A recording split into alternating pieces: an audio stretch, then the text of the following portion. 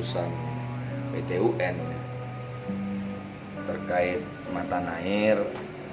Mari kita kepada teman-teman ya sejawat lah, intinya teman-teman pers juga harus melihat kasus mata nair ini secara terang benderang ya.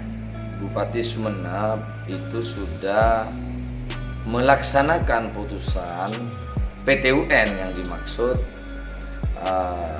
menonaktifkan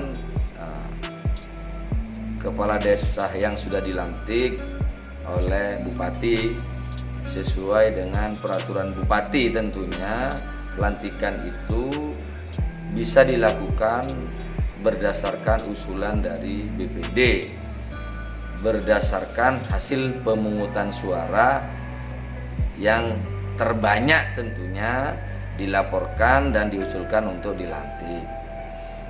Nah, setelah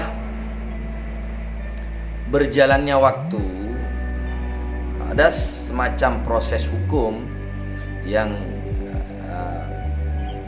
klien kami Zali itu di bupati tentunya ya digugat oleh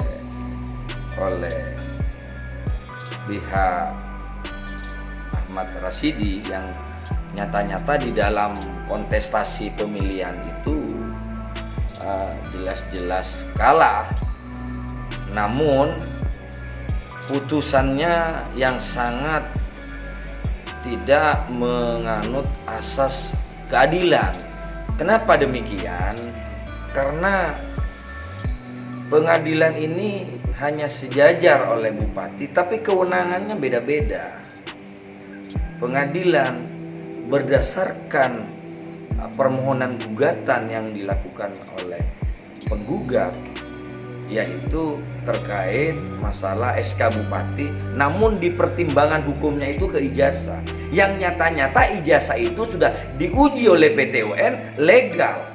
Jadi ini yang menjadi kenapa saya nyatakan putusan itu tidak logis dan tidak berasaskan keadilan atau ke atas kemanfaatan hukum. Ini berdampak kepada pesta demokrasi yang nyata-nyata di dalam kontestasi Pilkades itu yang sangat rawan ya, sangat rawan untuk mencari satu orang aja susahnya setengah mati.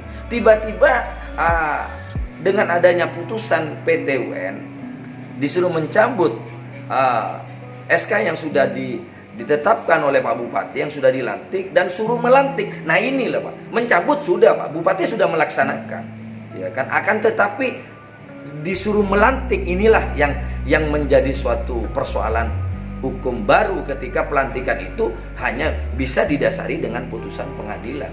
Padahal sesuai dengan peraturan bupati, pelantikan itu dilakukan ketika hasil pemungutan suara terbanyak melalui BPD diusulkan ke bupati, camat ke bupati. Nah ini yang bertentangan dengan peraturan bupati dan PP di atasnya, sangat tidak manusiawi, sangat tidak logis ketika pengadilan memerintahkan untuk melantik, karena pelantikan itu bupati pun tidak bisa melantik kalau tidak didasari dengan usulan yang sesuai dengan peraturan bupati itu sendiri. Jadi tidak bisa bupati berdiri sendiri. Dan aneh ini Mas.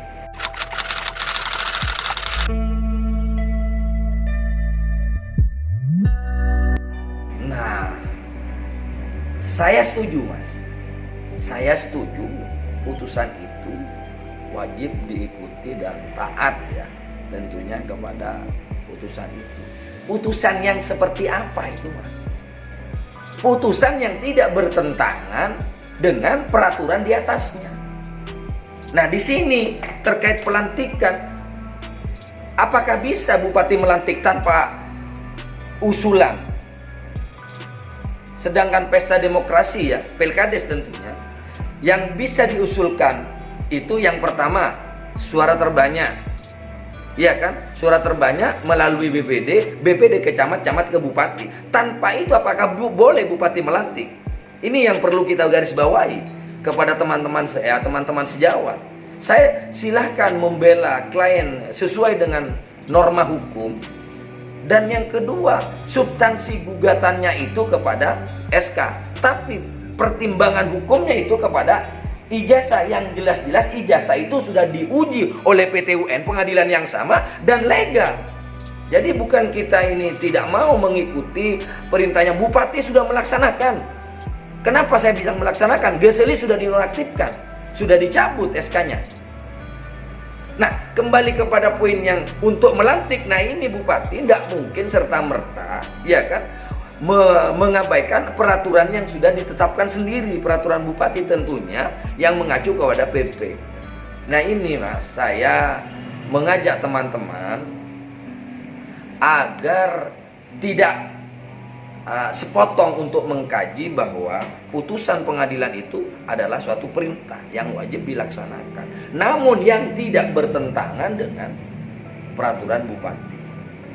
Karena menurut saya hanya pengadilan dengan Pak Bupati sejajar, tapi kewenangan beda-beda. Mana kewenangannya bupati, di mana kewenangannya pun pengadilan.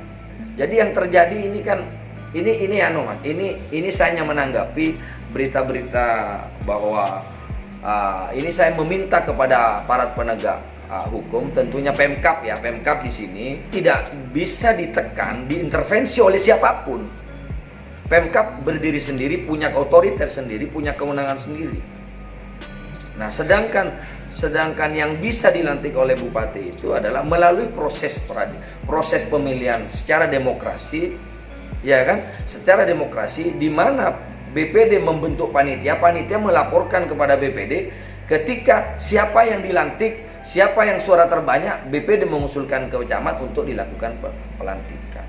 Jadi bupati tidak bisa berdiri sendiri nih dalam konteks pelantikan. Itu menurut analisa saya, dan itu jelas-jelas ada peraturannya, jelas sesuai dengan mekanisme hukum.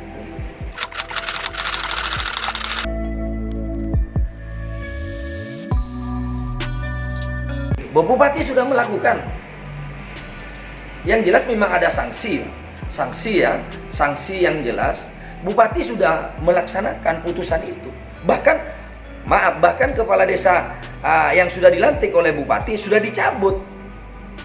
Nah kan aneh ya, ketika teman sejawat kita itu menyatakan bupati tidak pernah melaksanakan putusan, keliru. Nyata-nyata di mata Nair itu sudah PJ kok. Jadi tolonglah kepada teman-teman agar secara luas lah melihat problem yang terjadi di mata Nair. Kalau dalam kontestasi pemilihan ini justru hanya mengacu kepada putusan pengadilan, ini kan berlaku surut. Kenapa? Karena di dalam persyaratan itu tidak dimasukkan. Di peraturan bupati itu sudah jelas. Yang bisa dilantik itu syarat-syaratnya yaitu adalah suara terbanyak sesuai peraturan bupati, diusulkan, dilaporkan ke BPD, BPD mengusulkan ke bupati melalui camat.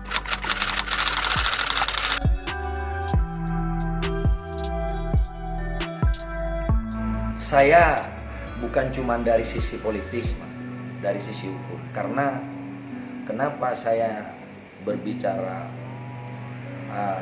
Karena pesta demokrasi yang jelas politik, ya kan?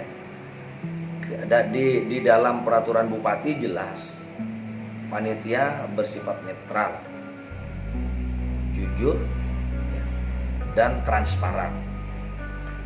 Di tahapannya tidak ada yang dilanggar. Ketika pertimbangan hukumnya pengadilan PT UN itu kepada ijazah, tentunya panitia. Ini di sini di putusannya tidak dicabut panitia. Hanya SK bupati, panitianya tidak dicabut. Di sini putusannya. Nah ini Pak. Jadi di dalam amar putusannya itu banyak kejanggalan-kejanggalan hukum. Karena hakim bukan malaikat. Jelas ketika ini dilaksanakan dengan bupati maka mencederai. Jadi enak Mas. Ketika mau kalah bikin kacau, karena tidak bisa. Di dalam peraturan bupati itu sudah jelas ketika ada kelebihan surat suara, di situ sudah diatur oleh Perbub dan tidak ada yang dilanggar. Nah, Kenapa di dalam putusan itu tidak melakukan pilihan ulang? Kenapa ulang? Ini yang kejanggalan. Saya maaf ya, saya mengkaji, bahkan saya koordinasi beberapa. Tidak pernah hakim langsung memutuskan untuk melantik. Kalau pilihan ulang iya. Jadi sangat janggal sekali, dan pertimbangan hukumnya ada. Di pertimbangan hukumnya PT UN itu justru kepada ijazah, dan ijazah itu diuji oleh pengadilan yang sama.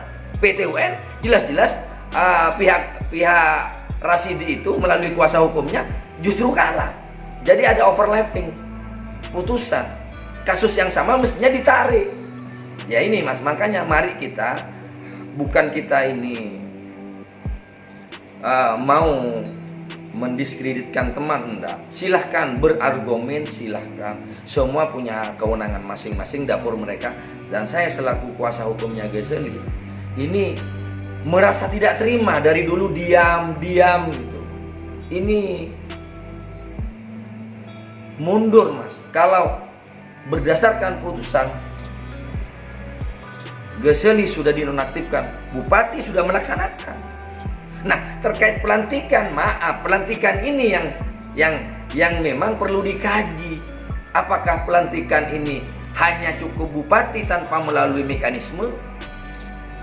Karena saya kira bupati tidak bisa melantik kalau tidak didasari dengan usulan dari BPD maupun panitia ke BPD melalui camat untuk dilakukan pelantikan. Saya kadang-kadang, ya bukan kita, maaf ya, kita sama-sama sejawat, teman sejawat, bolehlah berargumentasi. Saya juga berargumen sesuai dengan amanat undang-undang juga. Apapun putusannya, iya dilaksanakan. Bupati sudah. Ketika bupati tidak menonaktifkan, berarti bupati tidak melaksanakan. Bupati sudah melaksanakan. Justru klien kami ini yang korban, karena dia nyata-nyata melakukan dia itu mendaftar kepada panitia, lolos verifikasi, lolos administrasi sampai ke penetapan dan sudah dilantik, akhirnya dinonaktifkan gara-gara putusan pengadilan. Jadi kalau keliru, kalau bilang bupati itu tidak melaksanakan, keliru. Saya dengar, saya lihat itu keliru. Sudah melaksanakan kok. Boleh dicek lah. Di sana itu sekarang siapa PJ atau siapa, boleh dicek. Jadi jangan asal bicara gitu. Dan bupati ini tidak boleh diintervensi oleh pihak manapun. Di sini bupati punya kewenangan sendiri. Yang bupati membuat peraturan bupati tentunya sudah dikaji secara ilmiah terkait pelantikan, pengangkatan dan seterusnya.